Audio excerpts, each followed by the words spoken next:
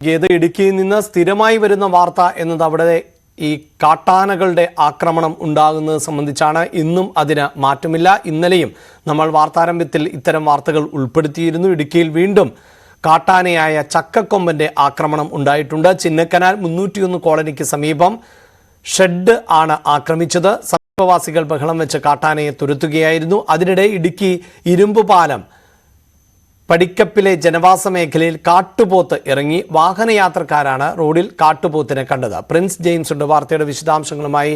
Prince, ചക്കക്കൊമ്പന്റെ ആക്രമണം, അതോടൊപ്പം തന്നെ കാട്ടുപോത്തിറങ്ങിയതിലുള്ള ആശങ്ക.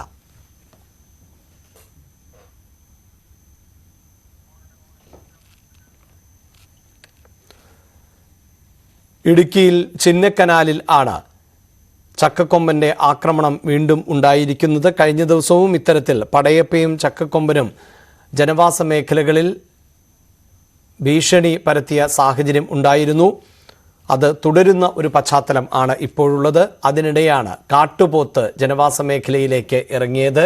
ഇരുമ്പ് പാലത്താണ് കാട്ടുപോത്ത് ഇറങ്ങിയത്. വാഹനയാത്രക്കാർ ഇത് കാണുകയും അവർ ബഹളം വയ്ക്കുകയും പിന്നീട് കാട്ടുപോത്ത് അവിടെ നിന്ന് പിന്മാറുകയുമാണ് ചെയ്തത്.